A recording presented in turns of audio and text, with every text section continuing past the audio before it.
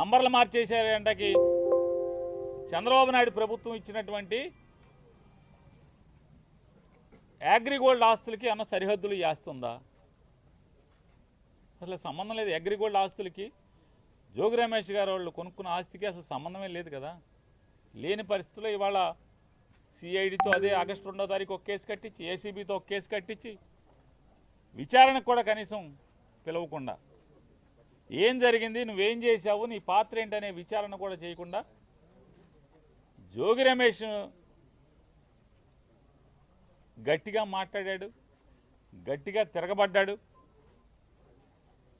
జోగి రమేష్ని రాజకీయంగా ఎదుర్కొనలేక, రాజకీయంగా నన్ను తిట్టాడు కాబట్టి, నన్ను ఎదిరించాడు కాబట్టి, నేను జగన్మోహన్ రెడ్డి గారిని తిడితే నా మీద తిరుగుబాటుగా మళ్ళీ నా మీద మాట్లాడాడు, విమర్శించాడనేటువంటి కక్ష కడుపులో పెట్టుకుని రమేష్ని ఏమీ చేయలేక మానసికంగా వేధించడం కోసం జోగి రమేష్ గారి కొడుకు మీద ఈ రకమైనటువంటి వాళ్ళ బాబాయ్ మీద అక్రమ కేసులు పెట్టి చంద్రబాబు నాయుడు గారికి ఒకటే చెప్తున్నాం, నీ ఇష్టం రాష్ట్రంలో ఉన్నటువంటి 175 నియోజకవర్గాల్లో ఉన్నటువంటి వైఎస్ఆర్ పార్టీకి సంబంధించినటువంటి అందరినీ కూడా లోపలేసుకో, నీ మీద పోరాటం చేసేది ఖాయం.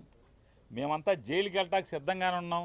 నీ తప్పుడు కేసుల్లో అక్రమ అరెస్టులో ప్రతి ఒక్కళ్ళం కూడా వైఎస్ఆర్ కాంగ్రెస్ పార్టీ జెండా మోసే ప్రతి చిన్న కార్యకర్త దగ్గర నుంచి కూడా జగన్మోహన్ రెడ్డి గారి దాకా అంతా సిద్ధంగా ఉన్నాం. నీ చేతనైంది నువ్వు చేసుకో. అయినా సరే తెలుగుదేశం పార్టీ చేసేటువంటి తప్పుల మీద ప్రజలకి మోసం చేసే దాంట్లో పోరాటం చేయకుండా ఉండడం వదలం, నిన్ను నిలదీయకుండా ఉండడం వదలం అనేది కూడా చంద్రబాబు నాయుడు గారికి ఈ సందర్భంగా అంతిమంగా న్యాయం చేస్తుంది.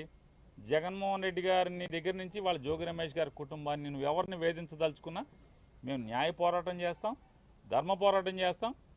ఖచ్చితంగా నీ మీద తిరుగుబాటు చేసి రాజకీయ పోరాటం కూడా చేసి అన్నింటిని కూడా ఎదుర్కొని ఖచ్చితంగా 2029కి మీ ప్రభుత్వాన్ని పడదయటానికి కావాల్సినటువంటి ప్రతి పోరాటాన్ని చేస్తాం.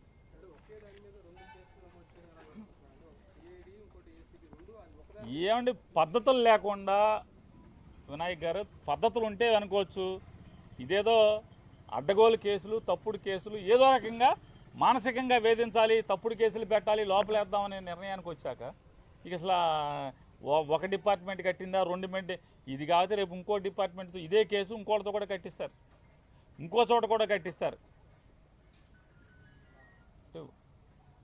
ఇక తప్పు అని చెప్పేవాడు లేడు. పేపర్లు టీవీలు, వాళ్ళ పేపర్లు టీవీలు బాజా కొడతా ఉంటాయి, వీళ్ళకి వంత పాడుతూ ఉంటాయి. ఇది కరెక్ట్ కేసు అంటారు.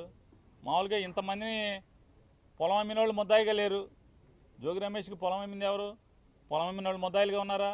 వాళ్ళు ఎందుకు లేరు, ముద్దాయిలుగా రారు అంటే అయితే సాక్ష్యంగా తీసుకురావాలి, లేదా చంద్రబాబు నాయుడు గారు చుట్టాలన్న అవ్వాలి, రెండింటిలో ఏదో ఒకటి అవ్వాలి. వాళ్ళని బెదిరించి సాక్ష్యంగా అన్నా పెట్టాలి. వీళ్ళని అమ్మిన వాళ్ళు దీంట్లో లేరు, కొనుక్కున్నోళ్ళు లేరు. జోగి రమేష్ ఒక్కడే, జోగి రమేష్ గారి కుటుంబం ఒక్కళ్ళే ముద్దాయిలుగా ఉంటారు, ఆఫీసులో వాళ్ళు ఉంటారు. అంతిమంగా అరెస్టులు చేసి అక్రమంగా తప్పుడు కేసులు కట్టి మీ మానసిక ఆనందం పొందుతారేమో కానీ అల్టిమేట్గా కోర్టులు ఉన్నాయి. ఖచ్చితంగా కోర్టుల్లో ఫైట్ చేయటం, న్యాయంగా మేము న్యాయాన్ని ఆశ్రయించి, న్యాయస్థానాలను ఆశ్రయించి గెలవటం ఖాయం.